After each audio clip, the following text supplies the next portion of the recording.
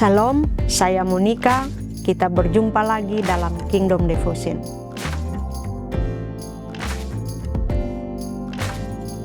Pada kesempatan ini saya akan membagikan firman Tuhan yang terdapat di dalam Matius 6 ayat 9 hingga ayatnya yang ke-13. Saya akan bacakan untuk kita. Karena itu, berdoalah demikian: Bapa kami yang di surga, dikuduskanlah namamu, datanglah kerajaanmu, jadilah kehendakmu di bumi seperti di surga. Berikanlah kami pada hari ini makanan kami yang secukupnya.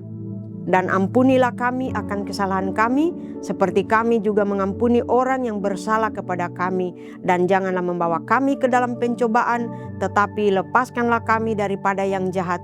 Karena Engkaulah yang empunya kerajaan dan kuasa dan kemuliaan sampai selama-lamanya. Amin. Bacaan kita hari ini saya beri judul makna yang terkandung di dalam doa Bapa kami.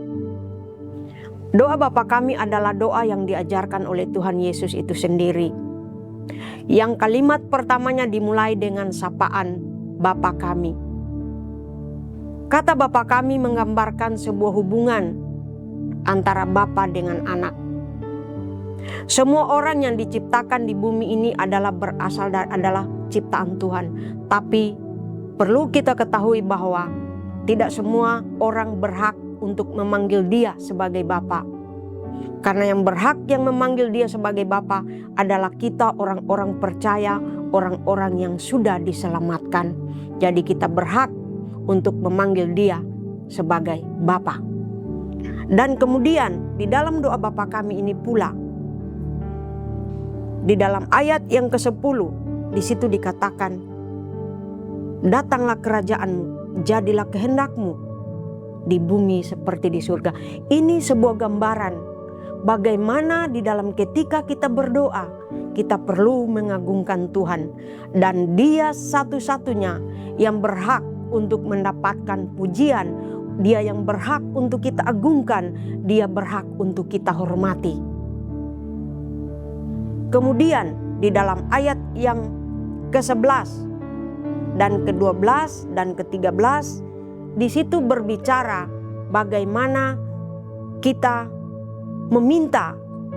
Di sini ada permohonan. Kita menyampaikan permohonan kita kepada Tuhan, yaitu mengenai kebutuhan kita. Di sini dikatakan, berikanlah makanan kami pada hari ini. Betapa Tuhan memperhatikan hal yang sangat kita butuhkan, yaitu makanan. Tuhan saja begitu memperhatikan apa yang kita butuhkan. Bagaimana dengan kita? Apakah kita tidak akan memperhatikan Tuhan yang selama ini sudah mencukupkan berkat untuk kita? Dan kemudian di ayat yang berikut kita meminta pengampunan daripada Tuhan, agar Tuhan mengampuni kesalahan kita, mengampuni segala dosa-dosa kita. Karena pengampunan hanya dapat dilakukan oleh Tuhan Yesus itu sendiri. Namun demikian, kita juga diingatkan, kita diajarkan agar kita juga mengampuni sesama kita. Jangan kita menaruh kemarahan kita dengan waktu yang begitu lama. Karena di dalam firman Tuhan ada dikatakan bahwa janganlah simpan amarahmu sampai matahari terbenam. Mari kita satu di dalam doa.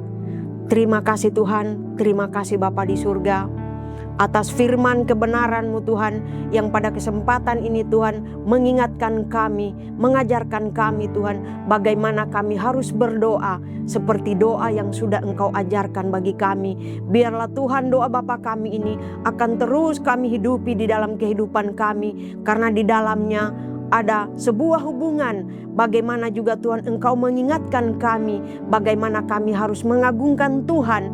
Dan lewat doa Bapa kami ini ada sebuah gambaran bahwa otoritas Tuhan di dalam kehidupan kami yang sepenuhnya berlaku di dalam kehidupan kami. Dan bagaimana kami akan terus mengagungkan Tuhan di dalam kehidupan kami. Terima kasih Bapa di surga. Inilah doa dan permohonan kami yang kami sampaikan di dalam nama Yesus yang sudah mengajar kami berdoa.